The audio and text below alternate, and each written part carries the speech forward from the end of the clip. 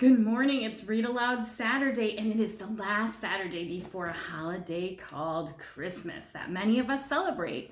And even if you don't celebrate Christmas, maybe you celebrate Hanukkah, or maybe you don't celebrate holidays, it's okay. That's fine. It's just a great time of year to celebrate, to be happy, to take a break from school, and to be with those that you love. So, from me and my family, we wish you the happiest of holidays, a wonderful break, and time spent with, really this year, probably those in your home. But maybe if you get to sneak out to see grandma or grandpa or cousins or aunts or uncles, that is a wonderful thing too. So I just wish that you are all safe and healthy and happy during this time of happiness and love. Now, a couple weeks ago, I had a little boy named Miles from Minnesota, who is part of my family, contact me and tell me that he loved my read alouds and that and so I asked him if he had a Christmas story that he would really want me to read. And he said yes, The Night Before Christmas. So in my family, we have a huge box of Christmas books that we get out every year at Christmas. I put them away and then we get them out at Christmas, and then it's like they're brand new because we haven't seen them for a year. And in our set of books, we have a few versions of The Night Before Christmas, but the one I love the most is Jan Brett's version of The Night Before Christmas. And what I love about Jan Brett, I'm sure maybe you've read Jan Brett before, but what I love about Jan Brett is that she does these borders around her pictures, and there's all this cool stuff in the borders. So today while I'm reading, I will try to push the book as far forward as I can so that you can see the borders in the book and see what's in the borders, and maybe I'll talk a little bit about what you might see in the borders. But The Night Before Christmas is a traditional tale, and it's one that you've probably heard before. It's originally based off a poem by a gentleman named Clement Moore, and it is the tale of Santa Claus coming. So here we go. The Night Before Christmas, Jan Brett's version. And here, even on the title page, you'll see the borders. See the border? There's an elf there with Santa's list and some polar bear. This is pretty cool, isn't it? That's the North Pole. And last week we talked about dedications. This one is dedicated to Gregory, Sophie, and Lee Tesaris. 'Twas the night before Christmas, when all through the house not a creature was stirring, not even a mouse. So I'll just show half pages so that you can see better. And there's a little bit of a glare in my office this morning, so look at that in the borders there. Pretty cool, huh? And here's the other half.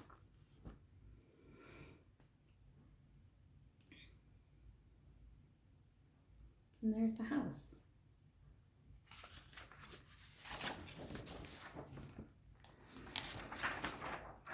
Oh, and I just missed one little detail in this picture here. Do you see it? It's coming. Really exciting. The stockings were hung by the chimney with care, in hopes that St. Nicholas soon would be there.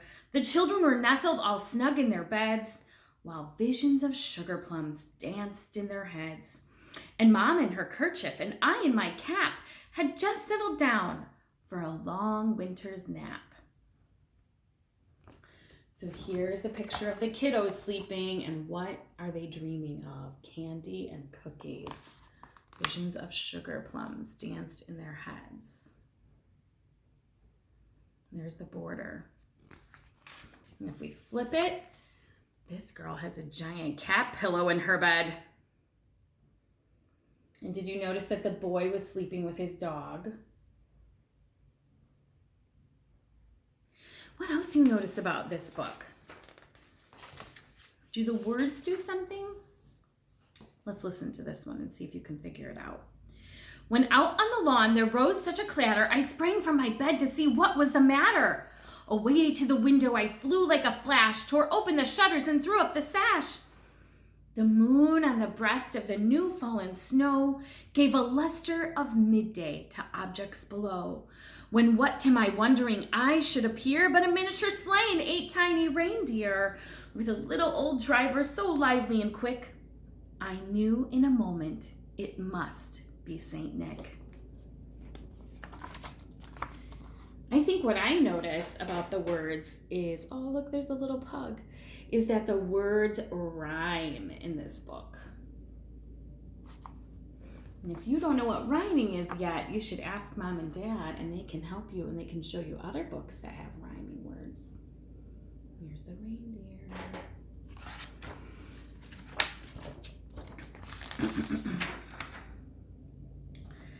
More rapid than eagles, his coursers they came, and he whistled and shouted and called them by name. Now Dasher, now Dancer, now Prancer and Vixen, on Comet, on Cupid, on Donner and Blitzen.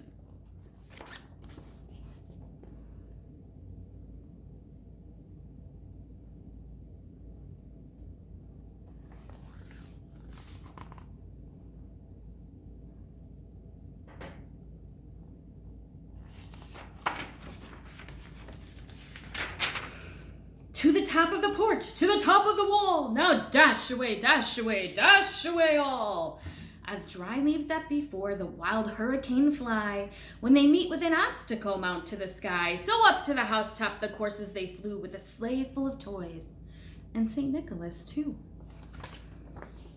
And I'll kind of show you the big picture here because this is a cool one with Santa and the sleigh on the roof. And then here's the border. There's the cat out in the snow. Crazy cats. And also the pug. And there's some cute little ornaments on their tree. And then in a twinkling, I heard on the roof the prancing and pawing of each little hoof. As I drew in my head and was turning around, down the chimney, St. Nicholas came with a bound.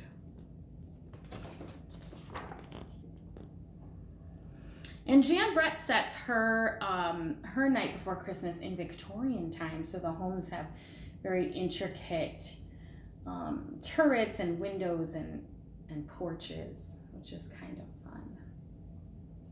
This is the neighbor's house. And here is the narrator of the story, which is the dad.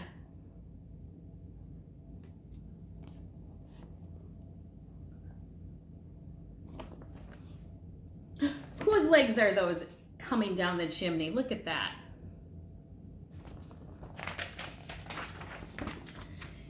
He was dressed all in fur from his head to his toe. He was dressed all in fur from his head to his foot, and his clothes were all tarnished with ashes and soot. A bundle of toys he had flung on his back, and he looked like a peddler just opening his pack. There he is. There's the big guy. Santa Claus.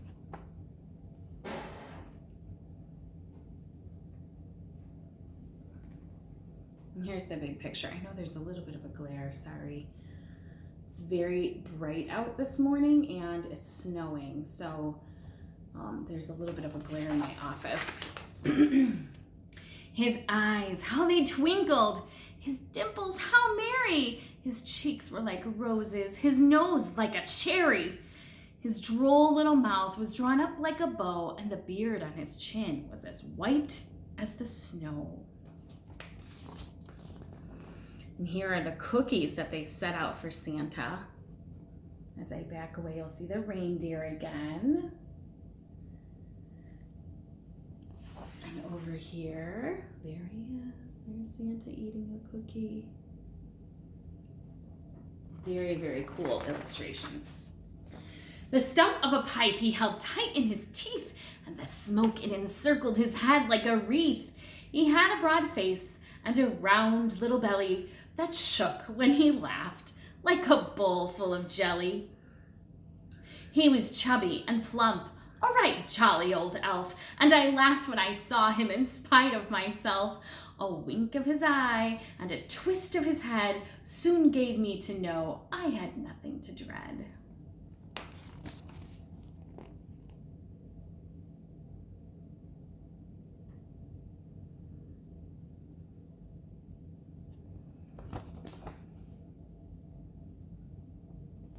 And I think what's funny in the pictures here is that there's a lot going on outside while Santa's in the house, right? These elves and these reindeer are getting into a little bit of mischief.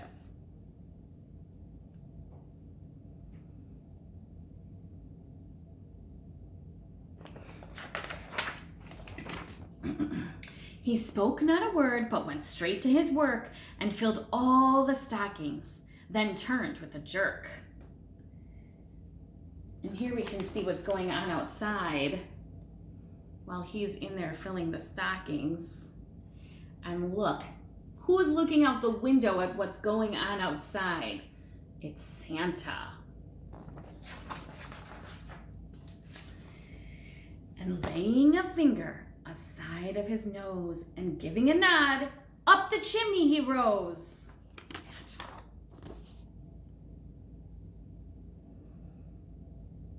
Uh-oh, the elf says, the big guy's coming back. We better hurry up and get this show on the road, huh? There's the stockings all full from Santa's visit. He sprang to his sleigh and to his team gave a whistle.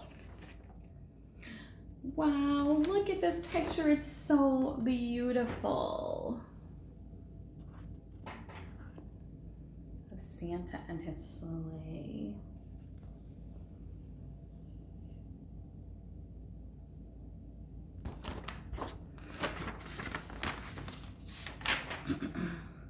And away they all flew like the down on a thistle. But I heard him explain as he drove out of sight.